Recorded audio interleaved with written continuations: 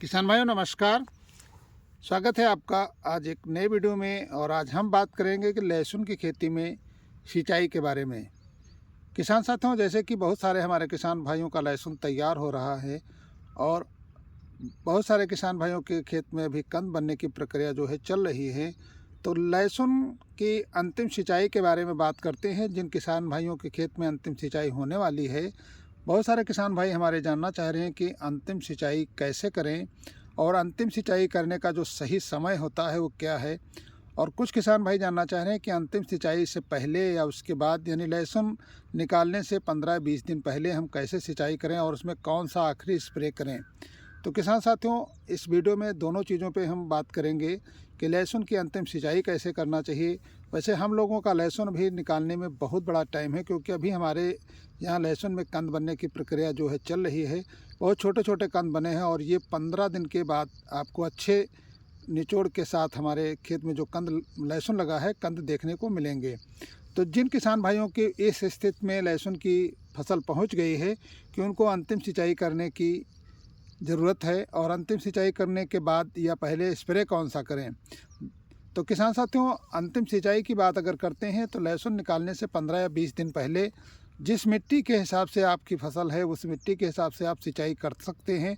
और किसान साथियों, लगातार पानी आप दे रहे हैं, जैसे कि मैंने कई वीडियो में जिक्र किया है, तो लगातार पानी आपको इस समय नहीं देना है और अपने लहसुन के सिंचाई में थोड़ा अंतराल बना के पानी देना है।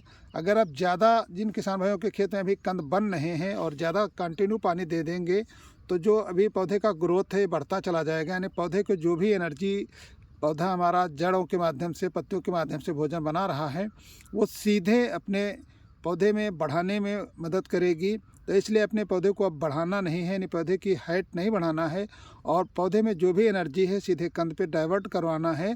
तो इसके लिए सिंचाई पर विशेष ध्यान देना है। किसान साथियों, जिन किसान भाइयों के खेत में भी लहसुन के कंद भी बड़े हो रहे हैं और प्रक्रिया चल रही है, उन किसान भाइयों को बहुत समझ के पानी लगाना है। पानी जब भी सिंचाई करें हल्की सिंचाई करें और खेत में एक दूसरी सिंचाई के बीच में अंतराल की अगर हम बात करते हैं तो जब ज़मीन में छोटी छोटी दरारें जो आप देख सकते हैं बन सकती हैं, इन दरारों के बनने के बाद ही आप सिंचाई करें, यानी ज़्यादा मात्रा में पानी नहीं देना है।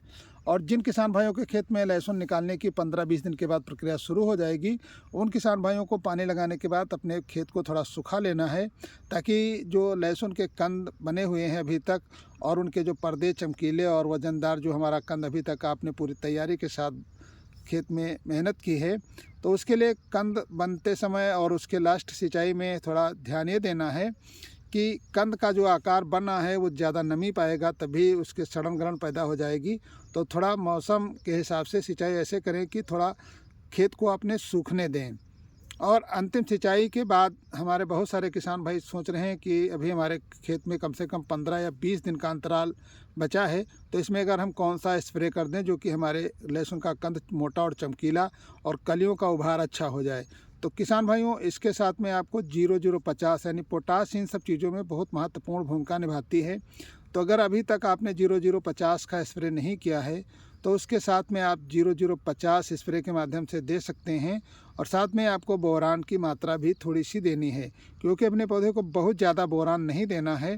बोरान की अगर हम मात्रा की बात करते हैं तो 1 ग्राम प्रति लीटर के हिसाब से, या फिर 15 से 20 ग्राम 16 लीटर ये जो अपनी पंप आती है उसमें मिला करके। और अगर हम ये अपनी 0050 की बात करते हैं तो 0050 में हम 800 ग्राम प्रति एकड़ के हिसाब से स्प्रे कर दें।